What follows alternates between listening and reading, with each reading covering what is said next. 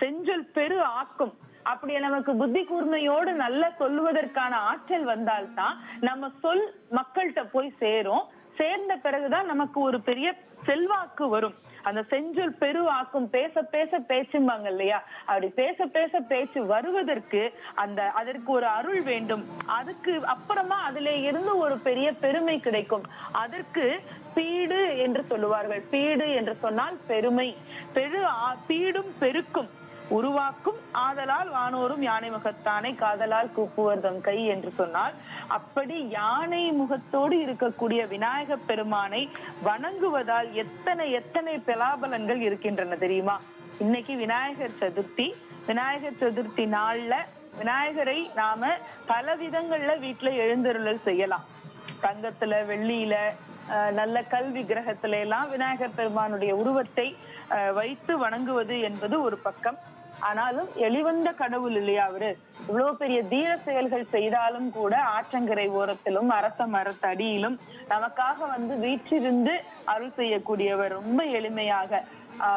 அதே போல வீட்டில் வைத்து வழிபாடு செய்வது என்று சொன்னால் நமக்கு என்ன முடிகிறதோ கையால் நாம நல்ல தூய்மையான இடத்திலே இருந்து களிமண்ணை எடுத்து கொண்டு வந்து நம்முடைய கைகளால் அதை பிசைந்து விநாயக பெருமானுடைய உருவத்தை செய்ய தெரிந்தவர்கள் செய்யலாம்.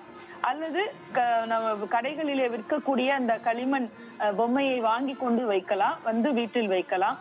அல்லது வெள்ளருக்கிலே விநாயக பெருமான், மஞ்சளிலே, சந்தனத்திலே, பசும் சாணத்திலே என்று எந்த பொருளிலே நாம் மனமோந்து அன்போடு வைத்தாலும் அதில் ஆவாகனம் ஆவாகனம் செய்தால் அதில் எழுந்தருளக்கூடியவர் விநாயக பெருமான்.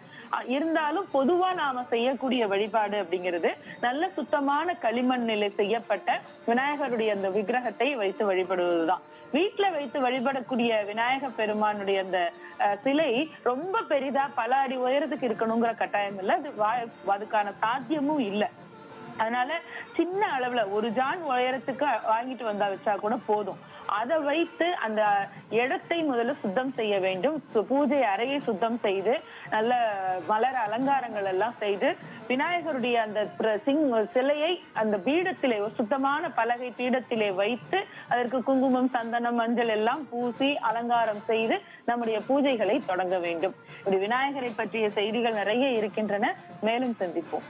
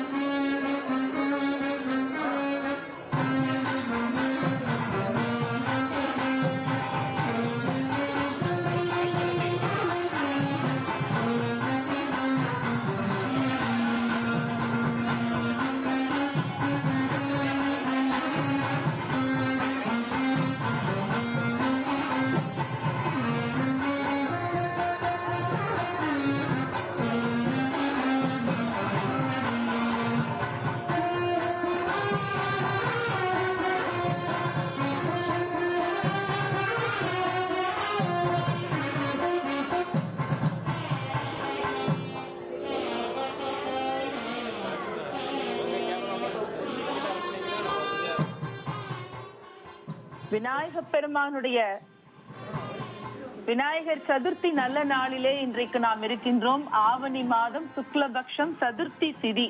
சுக்லபக்ஷம் என்றால் வளர்பிறை. வளர்பிறை சதுர்த்தி திதியிலே வரக்கூடியதுதான் விநாயக பெருமானுடைய பிறந்த தினம் என்று நாம் சொல்லுகிறோமே, இந்த விநாயகர் சதுர்த்தி. விநாயகனே வெவ்வினையை வேறிருக்க வல்லான், விநாயகனே வேட்கை தணிவிப்பான், விநாயகனே விண்ணிற்கும் மண்ணிற்கும் நாதனுமாம், தன்மையினால் கண்ணீர் பணிவின் கழிந்து.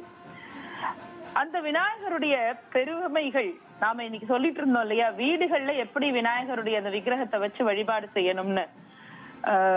சாதாரணமான தூய்மையான இடத்திலிருந்து எடுக்கப்பட்ட களிமண்ணில் செய்யப்பட்ட விநாயகருடைய விக்கிரகமாக இருக்க வேண்டும்.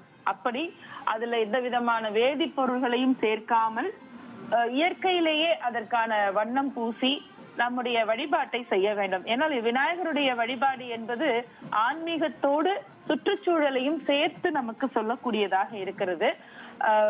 நம்முடைய பாரத திருநாட்டில் இந்த விநாயக பெருமானுடைய வழிபாடு ஒரு பெரிய பிரபல்யமான ஒன்று. ஏனென்றால் இந்த களிமண் விநாயகரை எல்லாம் எடுத்துக்கொண்டு போய் விசர்ஜனம் என்று சொல்லுவார்கள். தண்ணீர் இருக்கக்கூடிய பகுதிகளிலே கரைப்பது.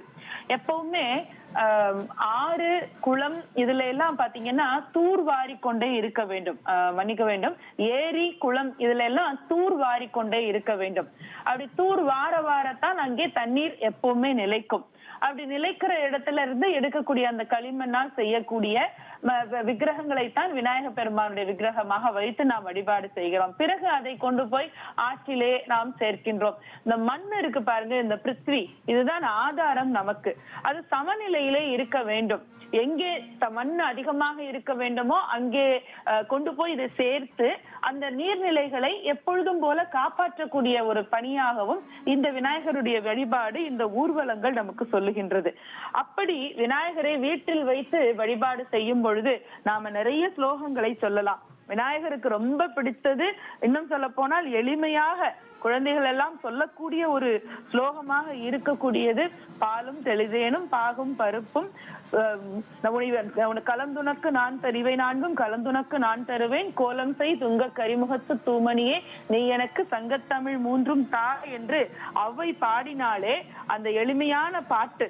4 பொருளை கொடுத்துட்டு 3 பொருளை நாம திருப்பி வாங்குறோம். 3 பொருள்னு சொல்லக்கூடாது, நாம கொடுக்கிற 4ம் தான் பொருள். ஆனால் விநாயகர் நமக்கு அருளக்கூடிய சங்க தமிழ் இருக்கிறதே, அது மிக மிக உயரான அறிவு.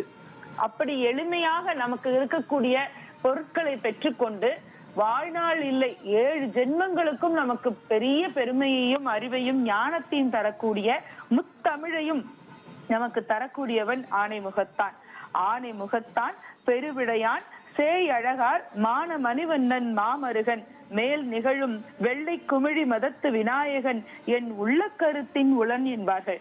உள்ள கருத்தில் இருக்கக்கூடிய விநாயக பெருமான், அதாவது விநாயகரை நாம விக்கிரகமாக வீட்டுல அல்லது திருக்கோவில்கள்ல வெளியில புறக்கண்ணால் பார்த்தாலும் கூட மனக்கண்ணால் அவரை தரிசிக்க வேண்டும். அது என்னங்க மனக்கண்ணால் தரிசிப்பது அப்படின்னா, வெளியில பாக்குறதுக்கு அவர் பல வடிவங்கள்ல இருக்கார். பால கணபதி, ஏகாட்சர கணபதி, தருண கணபதி, வார கணபதி, பக்தி கணபதி, வீர கணபதி, சக்தி கணபதி, உச்சிஷ்ட கணபதி, ஊர்துவ கணபதி, துர்கா கணபதி, சங்கடஹர கணபதி என்று நிறைய பேர் இருக்கிறது விநாயகருக்கு.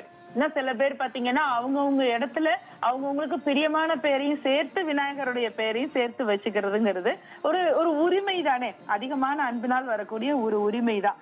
அப்படி விதவிதமான நிறைய வடிவங்கள்ல நாம புறக்கண்களால் விநாயகரை பார்க்கிறோம். ஆனால் எதுல நாம செஞ்சாலும் எவ்வளவு மாதிரியான உருவத்தில் அவர் சின்னதா ஒரு ஜானுக்கும் குறைவான உயரத்துல இருந்தாலும் சரி, பிள்ளையார்பட்டியில இருக்கிற மாதிரி பெரிய ஒரு உருவமாக அவர் இருந்தாலும் சரி, எதுவாக இருந்தாலும் நாம மனசுக்குள்ள அவரை ஆவாகனம் செய்ய வேண்டும்.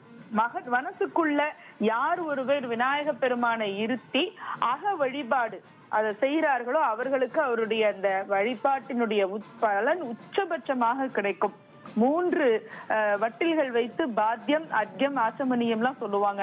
அதெல்லாம் வெளியில சடங்கு சம்பிரதாயங்களோடு செய்வது ஒரு பக்கம் என்றாலும், புருவத்தினுடைய நடுமத்தியிலே ஆக்ஞையிலே நமக்கு விநாயகருடைய அந்த உருவத்தை ஒண்ணும் இல்ல, கண்ணை மூடி மனசுல விநாயகரை மட்டும் நினைக்கணும், அவ்வளவுதான் இதனுடைய எளிமையான வேலைங்கிறது. ஏன்னா பெரிய பெரிய மனிதர்களுக்கும் பிடிபடாத ரகசியம். அப்படி மனசுக்குள்ள நிறுத்தியாச்சுன்னா இறைவன் ஓடி வந்து நிப்பான். அன்பெனும் பிடியுள் அகப்படும் மலையே என்றார் இல்லையா வள்ளலார். அப்படியே அன்பெனும் பிடிக்குள்ள அகப்படக்கூடிய பெரிய மலை. அதனாலதான் ஔவையார் தன்னுடைய விரதம் அந்த பூஜை செய்யும் பொழுது அவர் மனதுக்குள்ளே நினைக்கிறார், எல்லோரும் வானவெளிக்கு போகிறாரே சேரமான் நாயனாரோடு, நான் எப்பொழுது போவேன் சொர்க்கத்திற்கு கைலாயத்திற்கு என்று நினைக்கிற பொழுது, நீ என்னுடைய வழிபாட்டை நிறைவு செய், நான் உன்னை அழைத்து செல்கிறேன் என்று சொல்லி விநாயக பெருமான் அந்த பூஜையை செய்ய வைத்து மற்றவர்கள் எல்லாம் செல்வதற்கு முன்பாகவே ஔவையாரை அங்கே கொண்டு வந்து நிறுத்தினார் என்கிறது நம்முடைய புராணங்கள். தந்தி டிவியின் சப்ஸ்கிரைபர்ஸ் அண்ட் ஃபாலோவர்ஸ் குடும்பத்துல நீங்களும் இணையுங்க.